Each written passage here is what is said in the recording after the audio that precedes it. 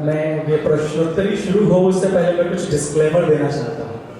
सबसे पहला तो ये कि बहुत सौभाग्य के पल है मेरे लिए कि परम पूज्य गुरुदेव पंडित श्री राम शर्मा आचार्य जी और स्वामी विवेकानंद जी के विचारों पर आधारित इस दिया संगठन ने मुझे आज के दिन इस पूर्व संध्या पर, इस युवा दिवस की पूर्व संध्या पर यहाँ बुलाया है। बात प्रश्नोत्तरी की है तो मैं ये डिस्क्लेमर देना चाहता हूँ कि कोई विद्वान वक्ता के रूप में मैं यहाँ नहीं बैठा हूँ। मैं यहाँ पे पंडित श्री राम शर्मा आचार्य जी के विचारों के ऑर्गेनिक प्रोडक्ट के रूप में बैठा हूँ। हमने उनके विचारों को पढ़ा है और मैं आपके सामने इसलिए आया हूँ और संवाद के रूप में इसलिए आया हूँ ये बताने के लिए कि परम पूज्य गुरुदेव पंडित श्री राम शर्मा आचार्य जी के विचार केवल पुस्तकों तक सीमित नहीं है। मैं पिछले 12-13 सालों से विश्वविद्यालय में एक शिक्षक के रूप में जुड़ा हूँ। पहले शिक्षक और प्रशासनिक कामों में जुड़ने के बाद मुझे पता चला है कि परम पूज्य गुरुदेव पंडित श्री राम शर्मा आचार्य जी के विचार स्वामी विवेकानंद जी के विचारों का सरलतम प्रस्तुतिकरण है और यह इतना व्यवहारिक है जिसको आप कहीं भी बैठ करके अपने जीवन में उतार सकते हैं। तो हम लोग इसी पे आज बात करेंगे। इन बच्चों ने, दिया की टीम ने बहुत अच्छी प्रश्नोत्तरी की होगी मुझे लगता है निश्चित रूप से। तो जो भी होगा कि मेरा अपना कुछ नहीं है, पंडित श्री राम शर्मा आचार्य जी और स्वामी विवेकानंद जी के विचारों की ही का ही प्रतिरूप मिलेगा आपको। तो बहुत बहुत धन्यवाद आपका मुझे बुलाने के लिए। धन्यवाद। जो हमारा पहला प्रश्न आता है युवाओं की तरफ से आ रहा है प्रश्न कि आज बहुत कह सकते हैं कंपटीशन का ज़माना है और कंपटीशन का दौर है। तो जो जेन से हमारे आज का युवा है वो किस तरीके से अपनी कठिनाइयों को, है ना, अपने चुनौतियों को क्या है उनके लिए चुनौतियाँ सामने आ रही हैं और उनके लिए क्या क्या नए अवसर हैं, इन पे वो क्या किस तरीके से अवसर को कैसे प्राप्त करें, चुनौतियों से कैसे लड़े और कठिनाइयों का कैसे सामना करें, इस पे कुछ आप बता सकते हैं तो बिल्कुल आप युवाओं को मार्गदर्शन करें। आज का युवा का मतलब जेन जी। पिछले दिनों में जेन जी पूरे विश्व में विख्यात हो गया है। जेन जी ने बड़े जबरदस्त निर्णय किए हैं और ये दिखाया है कि जेन जी जो चाहे वो कर सकती है और वास्तव में ये सच है। इस समय भारत की युवा शक्ति इस स्तर पर बैठी हुई है कि वो कहीं भी कुछ भी परिवर्तन करने में समर्थ है, सक्षम है। ऐसी पीढ़ी जेन जी उसको कहते हैं जो 1997 से लेकर के 2012 के बीच में जिनका जन्म हुआ है और इस समय सारे के सारे बड़े कामों में वो यह पीढ़ी लगी हुई है, चिंतन दे रही है, प्रशासन दे रही है, नीतियां बना रही है, हर तरह के काम कर रही है। तो ये एक ऐसी पीढ़ी है जिसने विद्यालय जाने से पहले मोबाइल पकड़ लिया है। ये एक ऐसी पीढ़ी है जो बहुत तेजी से आगे जाना चाहती है। ये एक ऐसी पीढ़ी है जो परंपराओं में उलझना नहीं चाहती। ये एक ऐसी पीढ़ी है जो धीमे चलना नहीं चाहती, बहुत तेज चलना चाहती है। ये एक ऐसी पीढ़ी है जिसके पास इंफॉर्मेशन का बम्बारमेंट है, कहीं कोई कमी नहीं है इंफॉर्मेशन की, जानकारियों का भंडार भरा पड़ा हुआ है। एआई में जीने वाली पीढ़ी है। पर इसके साथ साथ तो कुछ दिक्कतें भी आती चली जाती हैं। इंफॉर्मेशन है पर क्लैरिटी नहीं है, स्पष्टता नहीं है। तो जैसे आपने पूछा कि कठिनाई और चुनौतियां और क्या अवसर मिल सकते हैं, तो इस दिशा में तो मैं आपको यही कहना चाहूंगा कि कठिनाइयां, अवसर और चुनौतियां ये वास्तव में अपने आप में कुछ होते नहीं हैं। जैसे विवेकानंद जी ने कहा कि यह सब एक जैसी चीजें हैं, इनको देखने के लिए हमारा परसेप्शन महत्वपूर्ण है। कैसे? परिस्थितियां एक ही जैसी हैं। जो कमजोर मनोभूमि का व्यक्ति होता है, जो कमजोर आत्मबल का व्यक्ति होता है, उसको कठिनाई लगती है, समस्या दिखती है। सेम परिस्थिति, सेम सर्कमस्टेंसेस एक औसतन मनोवृत्ति के, औसतन आत्मबल के व्यक्ति के लिए चुनौती लगती है और वही एक मजबूत मनोभूमि के व्यक्ति के लिए अवसर के रूप में लगता है।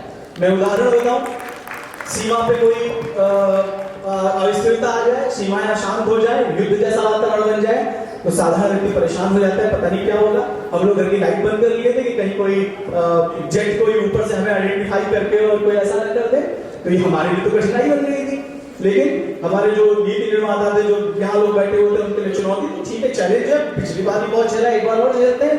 पर जो सैनिक वहां खड़ा हुआ था ना, उसके लिए ये अपॉर्चुनिटी थी। उसने कहा इसी के लिए तो हम ट्रेंड किए गए हैं, इसी के लिए तो हम इक्विप्ड किए गए हैं। आज वो टाइम है और हम दिखाएंगे कि हम कैसे कर सकते हैं। कोरोना आया, आपने इसमें देखा, तो कोई भी परिस्थिति हो, कहीं भी कोई समस्याएं आती हैं, तो उनको आगे बढ़ करके आप लोग जो युवा संभालते हैं, तो उन युवा की मनोभूमि के ऊपर निर्भर करता है कि वह उसको चुनौती समझेगा, वह उसे कठिनाई समझेगा, अथवा वह उसको इससे बढ़कर के अवसर के रूप में बना करके अपने आप को सिद्ध कर लेगा। मैं आपको एक बात और बताना चाहता हूँ, ऐसा ही एक बार महाराज दशरथ ने भी किया था। जब उनके पास महर्षि विश्वामित्र पहुंचे थे और उन्होंने कहा कि अपने 2 लड़के हमको दे दो, इतनी चौथे पन में तो उनको बालक मिले थे और उसको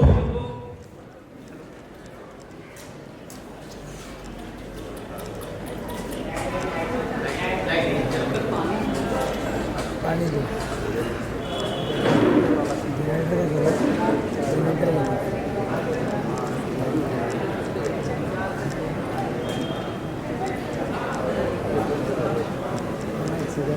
जनरेटर बंद मत करके चलते रहे।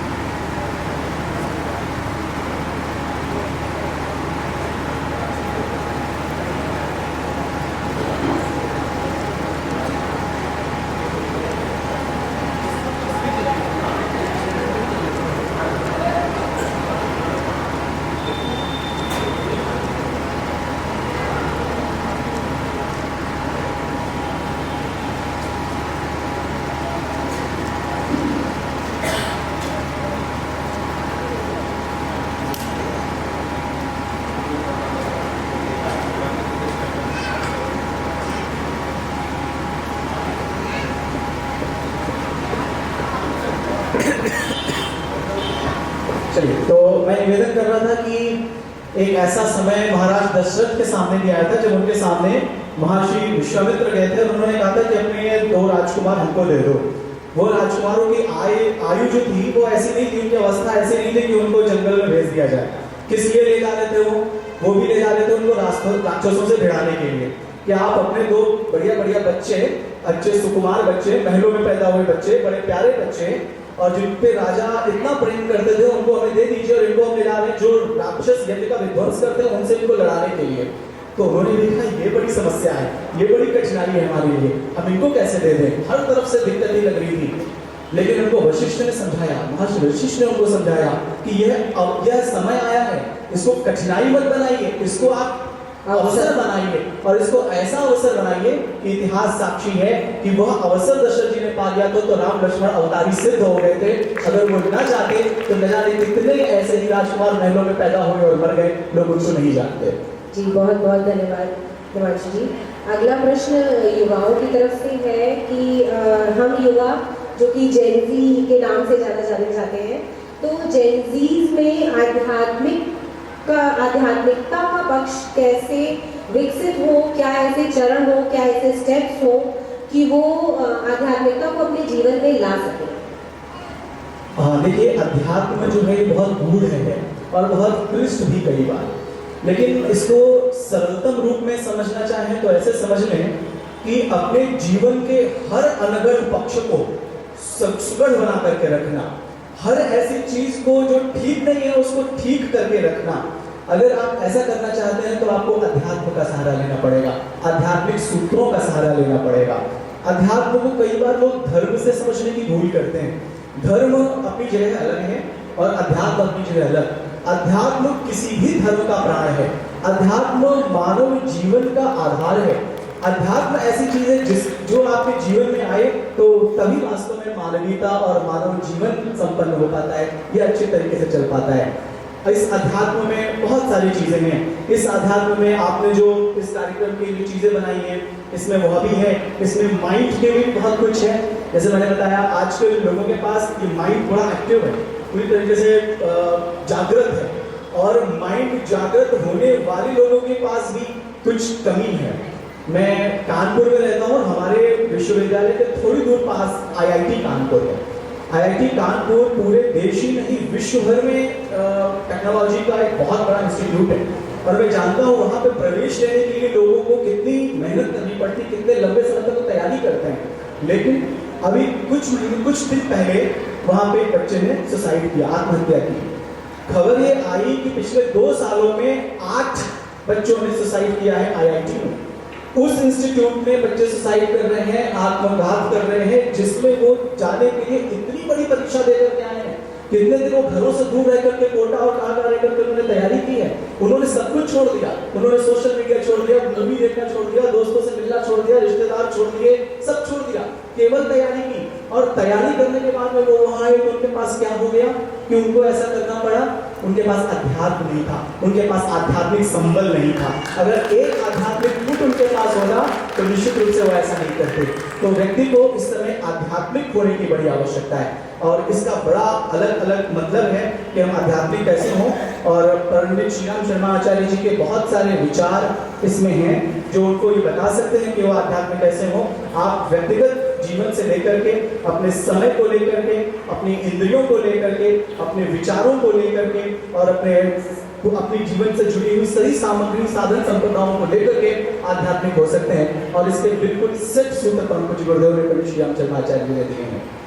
बहुत बहुत धन्यवाद। एक छोटा सा प्रश्न और है कि आज के समय में युवक है वो एक सामाजिक जीवन जीता है, तो इस सामाजिक जीवन को जीने के लिए किस तरीके से बैलेंस करे, अपने लाइफ को मैनेज करे, और साथ में समय का प्रबंधन बहुत आवश्यक है। क्योंकि आज की जो व्यस्तता चल रही है, जितना भागदौड़, जो आप देख सकते हैं भागदौड़ वाली जिंदगी, इसमें जितनी व्यस्तता है, इसमें किस तरीके से समय को सही रूप से सभी अपने लाइफ किस प्रकार मैनेज कर सके, इस पे कुछ प्रश्न 2 हैं। पहला सामाजिकता और दूसरा समय प्रबंधन। जी।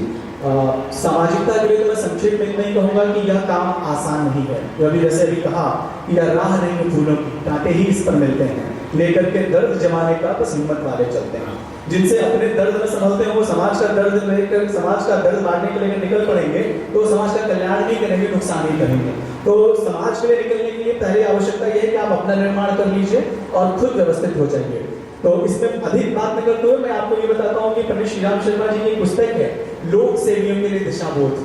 अगर आप समाज में, आप किसी भी संगठन में काम करते हैं, अगर आप लोगों के बीच जाना चाहते हैं, लोक सेवी के रूप में अपने आप को रखना चाहते हैं, तो उसमें आप बहुत सारी चीजें आपको ध्यान रखनी पड़ेगी। लोक सेवा स्वयं सेवक के रूप में अगर आप करना चाहते हैं तो आप 2 आदर्श बना सकते हैं। एक आदर्श आप हनुमान जी को बना सकते हैं। हनुमान जी एक बहुत सिद्ध लोक सेवी थे, और ऐसे लोग सेवी थे जिन्होंने कुछ नहीं देखा, जिनको जो वहां से चले तो जिनको मैनाक पर्वत ने कहा कि भाई आ जाओ, हम तो तुम्हें जानते हैं, तो विश्राम कर लो, तो उन्होंने कहा नहीं, विश्राम भी नहीं करेंगे। जिन्होंने बुद्धि का परिचय दिया तो उन्होंने सुरसा से सुरसा की तरह निपटा, और सिंहिका और लंकनी को उसकी तरीके से निपटा, और उसके बाद भी उनको कोई डर नहीं था। वो जाकर के विभीषण की तरह मिले तो रावण को जाकर के उन्होंने चुनौती दे दी, और रावण को जाकर के उन्होंने बता दिया कि मैं कौन आया हूँ, जाके बंगलदेश से बताइए, उन्होंने उनका दूत हूं, मैं उनके रूप से आया हूँ। तो उनको कोई फर्क नहीं पड़ता, उसे कोई दिक्कत नहीं होती किसी छोटे व्यक्ति के पास जाने में, किसी बड़े व्यक्ति के पास जाने में। स्वयं सेवक ये नहीं देखता कि उसको लेने वाला व्यक्ति किस कार से आया है। स्वयं सेवक यह नहीं देखता कि उसको जहां उसको जाना है वहां भोजन को हम किसे कैसा करा रहा है। वो अपने नियम, अपने जो उसको जो लक्ष्य है, अब जिसके प्रति वो समर्पित है, उसके प्रति पूरी तरीके से तन्मय होकर के चला जाता है। तो एक तो आप हनुमान जी को बना दीजिए, मैं से बहुत सारी चीजें बता सकता हूँ। उन्होंने कहीं कुछ नहीं किया, इतना करके लौट करके आ गए तो उन्होंने खुद जाकर के नहीं बताया राम भगवान को, भगवान हम देखो गए थे और ऐसा ऐसा करके चले आए, और ये अंगूठी दे आए, और ये चूड़ामणि ले आए, भगवान ऐसा हुआ, ये सुरसा मिली, सिंघका मिली, लंकनी मिली, फिर एक लड़के को भी मार दिया, कुछ नहीं बताया। उन्होंने जाकर के अपने कमांडर को रिपोर्ट कर दिया। जामवंत जी ने जाकर के बताया भगवान राम को कि ये करके आए हैं, और जब राम भगवान की तारीफ करने लगे, उनको बताने लगे कि हमने ऐसा ऐसा किया है और मैं तो तुम्हारे से उल्ट नहीं हो सकता, तो उन्होंने कहा महाराज ये सब समय नहीं है, हम तो शाखा मृग हैं, एक डाल से दूसरी डाल पर कूदने वाले बंदर हैं, सो सब तब प्रताप प्रभुरागी, आपने किया है, हमारा कुछ नहीं है। और उसको देकर के वो वहां से चले गए। उसके बाद बोलने लगे पता तो लगा आया हूँ, अब चलो चढ़ाई करते हैं। तो ऐसा होना चाहिए स्वयं सेवक का जीवन। और लोक सेवियों के लिए दिशाबोध एक ऐसी पुस्तक है जो लिखी भले परम पूज्य गुरुदेव ने हो, गायत्री परिवार के लोगों के पास हो, गायत्री शक्तिपीठों पे उपलब्ध हो, पर यह हर उस व्यक्ति के लिए उपयोगी है जो लोगों के बीच में काम करता है। उसमें आर्थिक अनुशासन भी है, चरित्र से जुड़े अनुशासन भी है, व्यवहार से जुड़े अनुशासन भी है, और सब कुछ है। आप लोग इसको लेकर के पढ़िएगा तो इसमें बहुत अच्छा हो जाएगा। दूसरा आदर्श सैनिक के रूप में बना सकते हैं। सैनिक जब किसी मोर्चे पे भेजा जाता है तो कंप्लेंट्स नहीं करता, वो शिकायत नहीं करता, वो ये मानता है अगर मुझे कठिन मोर्चे पे भेजा गया है तो मैं और अच्छा मतलब बिल्कुल टेस्टेड सोल्जर होगा, मैं पक्का वाला सोल्जर होगा, इसलिए मुझे कठिन जगह पे भेजा गया है। तो अगर स्वयं से वो किसी कठिन जगह पे लगाया जाता है तो शिकायत नहीं करता कि नहीं मुझे गलत जगह लगा दिया, कहाँ भेज दिया, यहाँ पानी नहीं है, लोग नहीं है, साधन नहीं है, संपदा नहीं है, कुछ नहीं है। वो जाता है नहीं हमें तो यहीं पे करना है और इस तरीके से करता है। समय की कमी है इसलिए मैं थोड़ा जल्दी जल्दी बता रहा हूँ, लेकिन आप हनुमान जी का पूरा जीवन जानते हैं, उस दृष्टि से देखिए और लोक सेवा के लिए दिशाबोध यह पुस्तक को पढ़िए और रटिए, टेक्स्ट बुक की तरह पढ़िए, तो निश्चित रूप से कोई भी व्यक्ति इसमें सफल हो जाएगा। दूसरा आपने समय प्रबंधन की बात, समय प्रबंधन ये बहुत बड़ी चीज है। परम पूज्य गुरुदेव ने कहा, श्री राम शर्माचार्य जी ने कहा कि जीवन समय का मतलब है जीवन, जो जीवन से प्यार करते हैं वो समय ना गवाएं। अगर आपको जीवन से प्यार है तो समय मत गवाइए। प्रबंधन कैसे करें, तो एक छोटा सा मैं एक उदाहरण बताता हूँ। एक प्रोफेसर एक बार अपने बच्चों के सामने कांच का बड़ा जार लेकर के आया और उसने वो जार रख दिया और बहुत सारे टेबल्स, बहुत सारे पत्थर लेकर के आया और उसने उस जार को पूरे पत्थरों से भर दिया और उसके बाद पूछा, बोले बेटा इसमें कुछ और डाला जा सकता है? सब लोगों ने देख लिया, बोले अब नहीं डाला जा सकता। बोले कोशिश कर लो, बोले नहीं अब तो पूरा भर गया। अब तो छोटे छोटे पत्थर ले आए और उन्होंने वो डाल दिया, वो बड़े बड़े पत्थरों के बीच में छोटे छोटे पत्थर चले गए। नहीं डाल तो सकते थे पर हाँ ये पढ़ सकता था। बोले अब कुछ पढ़ सकता है? नहीं अब तो कुछ नहीं पढ़ सकता। तो उन्होंने क्या किया, बालू उठा ली और थोड़ी बालू उसमें डाल दी, बालू में उसके जो इंटरस्पेसेस थे उसमें सेट हो गई, चली गई बड़ी आराम से। बोले नहीं अब तो ये पक्का भर गया, अब तो इसमें कुछ भी नहीं जा सकता। तो उन्होंने एक गिलास पानी लिया और वो उसमें डाल दिया, फिर पानी भी चला गया सारा का सारा रेत में। बोले आ सकता है कि हमारे ऊपर है कि हम पहले किसको रखेंगे और बाद में किसको रखेंगे। अगर आपने पहले बालू रखी होती तो उसमें बाकी कुछ नहीं आता। अगर आपने इस क्रम से रखा है, हमें अपनी जीवन की प्राथमिकताएं भी ऐसे ही तय करनी पड़ेंगी कि हमारे लिए क्या प्रमुख है, हमारे लिए क्या ऐसा है जो उसको उसके बात कर सकते हैं। इस ये जो ऑर्डर नहीं है अच्छा, इसकी वजह से ये समस्याएं होती हैं, जिससे ये सारी चीजें निकल करके आती हैं। बहुत बहुत धन्यवाद आपका। अगला हम सभी लोग समझते हैं, देखते हैं कि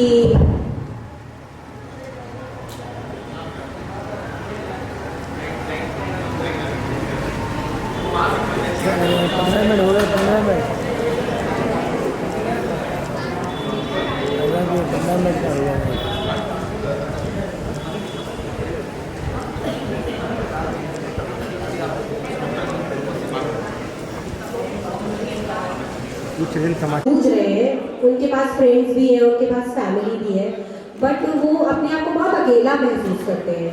तो मतलब एक आध्यात्मिकता एक रास्ता हो सकती है, लेकिन और ऐसे क्या तरीके हैं, वो क्या चीज़ें अपनाएं जिससे वो इस अकेलेपन से और इस लोनलीनेस से थोड़ा सा दूर रहे। हाँ, अकेलेपन की समस्या बहुत है और इस समस्या के कारण ही बहुत सारे क्लिनिकल साइकोलॉजिस्ट जो हैं वो परेशान है कि लोग बहुत सारे आ रहे हैं। उनके फेसबुक के तो 2000-2500 फ्रेंड्स हैं, लेकिन जीवन अकेले में चल रहा है। यह समस्या आज के युवाओं के साथ है। इसका कारण है उनका संकुचित दृष्टिकोण। हमें सिखाया गया है कि हमारा आत्मीयता का जितना विस्तार कर पाए उतना अच्छा होता है। किसी भी संगठन, किसी भी लोगों के बीच में काम करने का सबसे अच्छा तरीका है कि हम अपने आत्मीयता का दायरा बढ़ाएं, हम संवाद बढ़ाएं, हम लोगों तक पहुंचे। तो एक तो ये तरीका है कि हम अपनी आत्मीयता का विस्तार करें। दूसरा, अकेलेपन से बचने का एक मैं आपको बहुत अच्छा तरीका बताता हूँ। परम पूज्य गुरुदेव का एक सद्वाक्य है कि अच्छी पुस्तकें जीवंत देव प्रतिमाएं हैं। अच्छी पुस्तकें जीवंत देव प्रतिमाएं हैं, इनकी साधना से तत्काल प्रकाश और विलास मिलता है। आप शंकर जी के यहाँ गए, वहां से आपको आशीर्वाद मिला अथवा नहीं मिला मुझे नहीं पता, लेकिन अगर आपने कोई विवेकानंद जी की पुस्तक पढ़ ली तो ये आपको अंदर से बाहर तक पूरी तरीके से रिचार्ज कर देगी। क्योंकि जो ह्यूमन बॉडी है ये थॉट ड्रिवन मशीन है, ये विचारों से चालित मशीन है। तो जैसे ही आपके थॉट में कुछ पॉजिटिव जाएगा तो उसका पूरा का पूरा रिफ्लेक्शन आपकी पूरी बॉडी से मिलेगा और ये अकेलेपन में जो नेगेटिविटी की भावना है ये दूर हो जाएगी और इससे बच पाएंगे। बहुत बहुत धन्यवाद। बिल्कुल मैं आशा करता हूँ सभी को बातें समझ आ रही होंगी और जीवन के लिए उनकी बहुत प्रेरणादायक बातें हैं जो बताई जा रही हैं। अगले प्रश्न और अंतिम प्रश्न को मैं आगे बढ़ाते हुए बोलता हूँ, जिसके बाद हमारा सत्र जो है वो आप और हम ऑडियंस यानी युवाओं के लिए छोड़ते हैं कि वो अपने प्रश्न पूछ सकते हैं। तो ये प्रश्न है मेरा, तो जो प्रश्न आ रहा है ये है कि सफलता एक ऐसी चाबी बोली जाती है। सफलता जो शब्द है इसको हर कोई अलग अलग तरीके से देखता है, तो मतलब वो क्या सही तरीका है, सफलता की जो सही डेफिनेशन जो परिभाषा है वो क्या है, इस बारे में हर युवा की जिज्ञासा रहती है। तो हम चाहते हैं कुछ आप इस पे देखिए, सफलता, अचीवर्स, नॉन अचीवर्स, इसकी बहुत बातें होती हैं। अच्छा व्यक्ति उसी को माना जाता है जो सफल हो। सफल अगर नहीं हुए तो फिर क्या हुए, क्या मूल्य हमारा। तो पहली बात तो इसको थोड़ा ठीक करने की आवश्यकता है। और मैं आज की युवाओं के लिए हम लोग बात पूरी कर रहे हैं, तो मैं आपसे एक बात कहना चाहता हूँ। पहली बात तो जेन जी को आवश्यकता है कि अपनी परिभाषाएं ठीक करें। जो गलत परिभाषा है हम लोगों के बीच में वो ठीक हो। सफलता ही व्यक्ति के मूल्यांकन का पैरामीटर नहीं होनी चाहिए। अगर ये है तब तो रानी की लक्ष्मीबाई सफल नहीं हो पाई, हमारा आदर्श कैसे होगी। फिर तो कृष्ण भगवान के जाने के बाद में कलयुग आ गया, फिर तो कृष्ण भगवान भी फेल हो गए, फिर तो भगत सिंह भी फेल हो गए, क्योंकि उसने तो फांसी दे दी, लेकिन जिसको जल्दी करा पाया अपने स्वार्थ के सामने रहते। तो पहला तो ये कि सफलता मानक नहीं होनी चाहिए व्यक्ति के मूल्यांकन का। दूसरी बात ये कि सफलता किसी एक पर्टिकुलर चीज से हम जोड़ करके देखते हैं, इसलिए निराश होते हैं। आपको अपने मार्क्स कम लगते हैं, उसकी सही से समीक्षा कर ले तो पता चल जाए कि मार्क्स कम क्यों आए, लेकिन आप दूसरे फ्रंट पे सफल हो सकते हैं। हो सकता है आपका लोगों से जुड़ाव अच्छा हो, तो वहां पे आप अपने आप को अचीवर्स पा सकते हैं। आज व्यक्ति को जिस बात की आवश्यकता है, ये बहुत ज्यादा आवश्यकता है कि वो सफलता मिले तो कैसे मिले वो तो ठीक है, लेकिन अगर असफलता मिल जाए तो हैंडल कैसे करें, इस बात को समझने की ज्यादा आवश्यकता है। क्योंकि ये गारंटी नहीं है कि रास्ते पर चलते हुए आपको सफलताएं ही मिलेंगी। तो मैं आपको एक छोटी सी बात बता देता हूँ कि असफलता कैसे हैंडल करनी है। डॉक्टर अब्दुल कलाम ने 1979 में अपना एक SLV लॉन्च किया था श्रीहरिकोटा से। ये लॉन्चिंग मशीन होती है जिसको उन्होंने लॉन्च किया था, and he was the project director of this mission. उनके बैकएंड पे पूरी टीम थी और ये श्रीहरिकोटा पहुंच गए। लॉन्चिंग स्टार्ट हो गई, आप लोगों ने टीवी पे देखा होगा, काउंटडाउन स्टार्ट हो गया। T-10, T-9, T-1 seconds countdown के स्टार्ट हो गए। T-6 6 सेकंड पहले कंप्यूटर ने उसको होल्ड कर दिया और कंप्यूटर ने बताया कि there is some problem, we should not launch this SLV। अब ये डिसीजन डॉक्टर कलाम को लेना था एज प्रोजेक्ट डायरेक्टर कि क्या वो उसको लॉन्च करें या ना करें। उनके पीछे 6 लोगों की 6 साइंटिस्ट की टीम थी। उन्होंने उनकी तरफ देखा, उन्होंने फटाफट मॉनिटर्स चेक किया, 6 सेकंड का टाइम है, उन्होंने चेक किया, उन्होंने कहा कि हाँ देयर इज अ लीकेज, जो उसका जो फ्यूल है जहां पे उसका ईंधन भरा जाता है उसमें कोई लीकेज है और ये संभावना है कि ये 4 स्टेज सिस्टम कहीं फेल हो जाए, लेकिन हमने इतना सफिशिएंट फ्यूल भरा है कि लीकेज होगा भी तो भी ये चला जाएगा। तो उन्होंने अपना रिव्यू दिया, डिसीजन अभी भी डॉक्टर कलाम को ही लेना था। तो उन्होंने सोचा और उन्होंने कहा okay we will bypass the computer and launch it. उन्होंने उसको लॉन्च किया। ये 4 स्टेज SLV पहले स्टेज में सफलतापूर्वक पार हुआ। दूसरे स्टेज में जहां इसको ऑर्बिट में जाना था वहां स्पिन कर गया और ऑर्बिट की जगह जाके समुद्र में बे ऑफ बंगाल में जाकर के गिर गया। करोड़ों रुपया लगा हुआ था, पूरी तरीके से निराश। आप कल्पना कर सकते हैं कि कितनी ऐसा हो जाए तो क्या होगा, सालों लग जाते हैं वैज्ञानिकों के। उस समय इसरो के अध्यक्ष थे प्रोफेसर सतीश धवन, जिनको डॉक्टर कलाम अपना गुरु भी मानते थे। जब ये सूचना उनको मिली तो उन्होंने डॉक्टर कलाम को बुलाया, बोले ओके चलो let's have a press conference. Press conference पर चलते हैं और प्रेस कॉन्फ्रेंस में डॉक्टर सतीश धवन ने माइक पकड़ा और उन्होंने कहा कि हम लोग इस बार फेल हुए हैं और अगली बार हम अपने साइंटिस्ट और अपने टेक्निकल स्टाफ को और ज्यादा सपोर्ट करेंगे ताकि अगली बार ये इसमें सफल हो सके। कट टू नेक्स्ट ईयर, अगले साल सब कुछ हुआ, वो लॉन्च किया गया, कोई प्रॉब्लम नहीं, सफलतापूर्वक लॉन्च हुआ। देश ही नहीं पूरे विश्व ने तालियां बजाई। और अब की बार सतीश धवन ने क्या बोला, महत्वपूर्ण बात अब है, तालियां अब बजाइएगा। जो असफलता और नेतृत्व दोनों के एक में जोड़ रहा हूं, अब महत्वपूर्ण बात है। अब डॉक्टर सतीश धवन ने डॉक्टर कलाम को बुलाया और कहा कि doctor Kalam go and conduct the press conference, कि अब तुम जाओ और प्रेस कॉन्फ्रेंस अटेंड करो। डॉक्टर कलाम कहते हैं कि मुझे उन्होंने लेसन दिया कि जब टीम फेल हो गई थी तो एज अ लीडर उन्होंने आकर के उस फेलियर को, सफलता को अपने कंधे पर रखा और हम सबको सपोर्ट दिया, और जब हम सफल हो गए तो उन्होंने हमको आगे भेज दिया। आज जो ये अंतर आता है युवा पीढ़ी और बड़े पीढ़ी में, इसमें कोई जनरेशन गैप नहीं है, इसमें कोई कम्युनिकेशन गैप नहीं है, इसमें सिर्फ इन्हीं बातों की बात है। हमारे ईगो, हमारी संकीर्णताएं, हमारी सफलता को श्रेय को लेने की होड़, हमारी असफलता में अपने बच्चों को बचाने की जो मानसिक स्थिति की दुर्बलता है, यह इन्हीं का कारण बनती है। ये खत्म हो जाए तो मैंने नहीं देखा है कि सीनियर प्रोफेसर और जूनियर प्रोफेसर में कहीं भी जनरेशन गैप होता हो। मैंने नहीं देखा है सीनियर वकील और जूनियर वकील में में कहीं कोई जनरेशन गैप होता हो। मैंने नहीं देखा है कि बड़े सर्जन और छोटे सर्जन में कोई जनरेशन गैप होता हो। छोटा सर्जन भगवान से प्रार्थना करता है कि आज बड़े सर्जन के साथ मुझे एक बार ओटी में जाने का मौका मिल जाए, मैं इनसे कुछ सीख लूं। तो ये परिवारों में कैसे आता है? तो मैंने एक साथ आपको कई सारे चीजें बताई हैं समय की कमी की वजह से, लेकिन सफलता के साथ असफलता स्वीकार करिए और नेतृत्व तो वही जो असफलता में अपने लोगों को बचा करके उनको पोषण दे सके। अगला कोई प्रश्न हो तो धन्यवाद। मैं आशा करता हूँ आप सभी को सभी प्रश्नों के सबके मन में कोई ना कोई प्रश्न अवश्य होगा। सभी किसी न किसी प्रश्न से जरूर विचलित होते होंगे। तो मैं चाहता हूँ आप में से कोई एक व्यक्ति की जो भी उसके मन में प्रश्न हो वो जरूर पूछे और जिससे उसको एक मार्गदर्शन, एक प्रेरणा जरूर करें। प्रणाम डॉक्टर साहब, आपकी बातें बहुत प्रेरणादायी हैं हम सभी के लिए। यहाँ पे शिवानी है, यंगी है, उनके मन का एक प्रश्न है, हम सभी सुने और आपके उत्तर की आकांक्षा में हैं। प्रणाम सर। सर मेरा क्वेश्चन है कि हमें अक्सर पता होता है कि सही क्या है गलत क्या है, पर हम डर के कारण, आलस के कारण और पीयर प्रेशर में आकर सही चीज़ नहीं कर पाते, गलत चीज़ का रास्ता चूज कर लेते हैं। तो मेरा क्वेश्चन ये था कि हम कैसे डिसाइड करें कि हम राइट पाथ में हैं, हम सही चीज़ कर रहे हैं, गलत चीज़ कर रहे हैं, और हम अपने माइंड सेट कैसे सेट करें कि हम सही चीज़ करें। देखिए, माइंड सेट सही करने के लिए आपको पहले ये पता होना चाहिए निश्चित रूप से कि सही क्या है और गलत क्या है। इसकी क्लैरिटी बहुत आवश्यक है और यह आती है विवेक से। विवेक बुद्धि नहीं होती। बुद्धि वाले लोग बड़े बड़े घोटाले करते हैं, बुद्धि वाले लोग बड़े बड़े तस्करी में इन्वॉल्व रहते हैं, बुद्धि वाले लोग बड़े बड़े ऐसी चीजें करते हैं जिनको अच्छा नहीं कहा जा सकता। जो ऐसी घटनाएं करते हैं मूर्ख नहीं होते, बुद्धिमान होते हैं। तो किस चीज की आवश्यकता है जो सही गलत बताएगी? उसकी आवश्यकता है विवेक की, कि हमें विवेक आए, और इसी को ही दूसरा नाम सद्बुद्धि भी है, कि हमें अच्छी चीज पता चल पाए।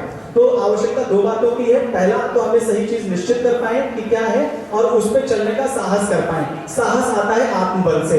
तो इन दोनों को देने का एकमात्र रसायन है, एक कैप्सूल है, एक टैबलेट है, जिसको आप एक सुबह और एक शाम ले लिया करिए और उससे ठीक हो जाएगा, और वो है गायत्री मंत्र। गायत्री मंत्र जो है वो बुद्धि को प्रकाशित करने का रसायन है। इस रसायन को सुबह और शाम कर लेंगे तो बुद्धि प्रकाशित रहेगी, बुद्धि के अंदर से सद्बुद्धि जगमगाएगी, और गायत्री सद्बुद्धि ही देती है। मैं आपको इसके धार्मिक पक्ष नहीं, इसके पूरे वैज्ञानिक पक्ष बता रहा हूँ, जो एम्स से लेकर के देश और विदेश और क्लिनिकल साइकोलॉजिस्ट के द्वारा भी तय किए जा सकते हैं। महात्मा आनंद स्वामी जो आर्य समाज के शीर्षस्थ संत थे, उनके ऊपर भी इसके बड़े प्रभाव है। आप लोग इसकी कहानी कहीं गूगल में पढ़िएगा। मुझे लगता है आपको मिला होगा इस बात का उत्तर। बहुत बहुत धन्यवाद डॉक्टर साहब। यकीनन हम सभी आपके उत्तर पाकर के अति प्रसन्न हैं और हमें हमारी जिज्ञासा भी शांत हो रही है। लेकिन मैं आपसे एक निवेदन और करता चलूं कि समय की एक खासियत है कि वो अपने गति से गतिमान रहता है, तो थोड़ा कम संक्षेप में आप अपने उत्तर देने का कष्ट करें, ये मेरा निवेदन है। अगला प्रश्न माहिरा का है। माहिरा भी युवा है और आपसे प्रश्न रखना चाहते हैं। Hello sir. हेलो, मैं हिंदी में पढ़ती हूँ। मेरा क्वेश्चन आपसे ये है कि अक्सर हम स्टूडेंट्स या फिर और पीपल्स सब लोग क्वेश्चन तो बहुत सारे सबके मन में होते हैं, पर वो नहीं संकोच किसी से कैसे पूछना तो चाहते हैं, पर वो किसी कारण पूछ नहीं पाते। तो अपने क्वेश्चन कोई ऐसा स्रोत बताइए कि उस समय वो अपना क्वेश्चन कैसे किसी से कर पाए। देखिए, इसके अंदर जो है वो आत्मबल की कमी ही है मूलतः, और कुछ भी नहीं। हमें लगता है कि कहीं हम पूछ रहे वो गलत तो नहीं हो जाएगा, इस बात का डर है। तो चूंकि संक्षेप में मुझे बताने के लिए कहा गया है, तो मैं यही कहूंगा कि मैंने जो पिछला अपना उत्तर दिया है वो इसी में जाता है। आत्मबल की वृद्धि होगी तो आप कहीं भी अपनी बात को प्रखरता से रख सकती हैं। इवन उस परिस्थिति में रख सकती हैं जहां पर लोग जहां पे आपके विचार जो है विरोधाभासी हों, वहां भी आप अपनी बात को बहुत अच्छी तरीके से रख सकती हैं। डॉक्टर साहब, आपने बहुत ही हमारी बात की कीमत रखी, इसके लिए बहुत बहुत धन्यवाद। अंतिम प्रश्न हम लेना चाहते हैं क्योंकि बहुत सारे लोगों में बहुत सारे प्रश्न हैं। ये अंतिम प्रश्न है वरुण जी का। वरुण जी भी युवा हैं और आपसे प्रश्न रखना चाहते हैं। प्रणाम सर। हमारा क्वेश्चन ये सर, 18 साल से जो 25 साल की जो गोल्डन एज होती है सर, इसमें हम लोग लक्ष्य को कैसे प्राप्त करें? जो नेगेटिव चीजें आती हैं उनको कैसे हम हटाएं और पॉजिटिव कैसे प्राप्त करें? लक्ष्य कैसे मिले हमको? बहुत से युवा हमारे ऐसे सुसाइड कर ले रहे हैं ऐसी जनरेशन में, और जो कि हम अच्छे हैं और वो चीजों को अवॉइड नहीं कर पाते हैं, वो सुसाइड कर लेते हैं। तो कैसे बचे उन चीजों से हम लोग? हाँ, इसका कारण यह है कि युवाओं के सामने लक्ष्य क्लियर नहीं है। अगर लक्ष्य के नाम पे किसी चीज को समझते हैं तो वो बहुत टेम्परेरी चीज है, वो किसी नौकरी को अपना लक्ष्य बना लिए हैं, इसलिए पहुंच नहीं पा रहे हैं। विवेकानंद जी ने कहा था कि युवाओं को रोटी से भी ज्यादा जरूरी लक्ष्य है। आपको रोटी न मिले पर जीवन का लक्ष्य होना चाहिए। और लक्ष्य कैसा हो, मैं बात करता हूँ बच्चों से, तो किसी छोटी सी नौकरी को अपना जीवन का लक्ष्य बताते हैं। क्या नौकरी किसी जीवन का लक्ष्य हो सकती है? वो तो नहीं हो पाएगी। कोई पद आपके पास थोड़े दिन रहेगा, थोड़े दिन बाद आप उसे प्रमोट कर दिए जाएंगे, अगर वो मिल भी जाता है तो जीवन का लक्ष्य महान बनाइए। यह आप तय करिए। कैसे तय करेंगे, मैं उसका आपको फॉर्मूला दे रहा हूँ। जैसे आपके पास मोबाइल फोन होता है ना, मुझे प्लीज इतना समय तो दीजिए आप कि आपके पास मोबाइल फोन होता है, iOS या एंड्रॉइड दो चलता है ना, आईफोन या जो अपना एंड्रॉइड वाला फोन है, तो एंड्रॉइड का सॉफ्टवेयर एंड्रॉइड में पड़ता है और आईफोन का सॉफ्टवेयर आईफोन में पड़ता है, ऐसा होता है ना। अब हम जब अपने जीवन का लक्ष्य निर्धारित करें तो हम एक बार अपनी तरफ देखें, एक बार हम जो ये स्क्रॉल करते हैं या दूसरी तरफ सर्च करते हैं, इससे खुद को सर्च करें, अपने जीवन की प्रतिभाओं को देखें। मैं आपको बताऊं, भगवान ने गारंटी देके भेजा है, कोई भी मनुष्य ऐसा धरती पर भेजा ही नहीं है जिसके अंदर प्रतिभाएं ना हो, जिसके अंदर असाधारण योग्यताएं ना हो। हम पहचान पाते कि नहीं पहचानते पाते हैं वो अलग बात है। तो आप पहचानिए। आप असफल होते हैं तो परिवार वालों को लगाइए, परिवार वाले हो रहे हैं अपने शिक्षकों को लगाइए, जो आपकी प्रतिभाएं आपको बता सके कि तुम्हारे अंदर ये महत्वपूर्ण चीज है। उसके आधार पर फिर आप अपना लक्ष्य उस हिसाब से चुनिए। अगर हमने ऐसे मोबाइल में जिसका ऑपरेटिंग सिस्टम कुछ है और उसमें किसी दूसरे तरीके का सॉफ्टवेयर डाउनलोड कर लिया तो फिर वो सफल नहीं होगा, वो सॉफ्टवेयर हैंग कर जाएगा, वो फोन हैंग कर जाएगा। अगर आपको बहुत अच्छा गाना आता है और आपने बस के कंडक्टर की नौकरी कर ली तो आप गा नहीं पाएंगे, आप सीतापुर और लखनऊ चिल्लाते रह जाएंगे। इसलिए अपने जीवन में भगवान के द्वारा दी गई प्रतिभाओं के अनुरूप अपने जीवन का सिलेक्शन करिए। पॉइंट नंबर 2, जब लक्ष्य सेलेक्ट हो जाए तब आप उसका एक जीवन आदर्श बनाइए। आदर्श वो होता है जो हमको भटकाओं से बचाता है, लाइट हाउस होता है कि उसने किया था तो हम कैसे करें। तो उस क्षेत्र के किसी महत्वपूर्ण व्यक्ति को, किसी आदर्श व्यक्ति को अपने जीवन का आदर्श बनाइए। युवाओं के जीवन में ये दो बहुत बड़ी कमियां हैं जिसकी वजह से उनका जीवन नकारात्मकता में जा रहा है। जीवन लक्ष्य बनाइए और जीवन आदर्श बनाइए, और जीवन जितना महत्वपूर्ण बनाइए, जीवन से छोटा नहीं होना चाहिए, और उसमें लगने के लिए भी जीवन जितनी पूंजी लगनी चाहिए उससे कम में वो आजीवन हासिल नहीं होता। बहुत धन्यवाद। अब इस सत्र को अंतिम चरण पे ले जाते हुए मैं अनुरोध आपसे इतना करता हूँ कि कुछ एक प्रेरक ऐसी बात जो आप युवाओं को संदेश देना चाहते हैं, जिसके माध्यम से वो अपने जीवन का और ऐसा सूत्र हो जो उनके जीवन का जिससे वो हमेशा प्रेरित रहें, और जब वो हताश हो निराश हो तो आपकी इन बात को याद करें। देखिए, मैं युवाओं से कहूंगा कि आप ऐसी पीढ़ी है जिसने सबसे ज्यादा परिवर्तन सबसे तेजी से देखे हैं। पिछले समय में जो चीजें 20 सालों में होती थी और वो 3 साल में हो रही हैं। आपने बहुत तेजी से परिवर्तन देखे हैं। दूसरी बात ये कि सबसे ज्यादा संख्या में आप इस समय आए हैं और ऐसे ही नहीं आ गए, इसके लिए भगवान की मर्जी है। परम पूज्य गुरुदेव ने एक पुस्तक में लिखा है कि हम अपने परिवार को उच्च आत्माओं का भंडागार बनाने जा रहे हैं। पिछले 400 साल में आई हुई आत्माएं यहाँ आई हैं। तो पहला तो ये कि आप अपने आप को साधारण मत समझिए, आप अपने आप को असाधारण समझिए, भगवान के भेजे हुए एम्बेसडर मानिए और भगवान के काम के लिए आए हुए व्यक्ति मानिए। आप you are the chosen one, जिनको भगवान ने चुन के भेजा है किसी काम के लिए। तो अगर आप ये मान के चलेंगे तो निश्चित रूप से भटकाव बंद होते चले जाएंगे, प्रेरणाएं मिलती चली जाएंगी, और फिर जो जिस चीज के लिए लालायित होता है वो उस चीज को पा ही लेता है। परम पूज्य गुरुदेव ने कहा था कि फिजाओं अब न इतराओ, शरारत बहुत खलती है, हवाओं रुख बदल लो, युवा पीढ़ी मचलती है। बहुत बहुत धन्यवाद।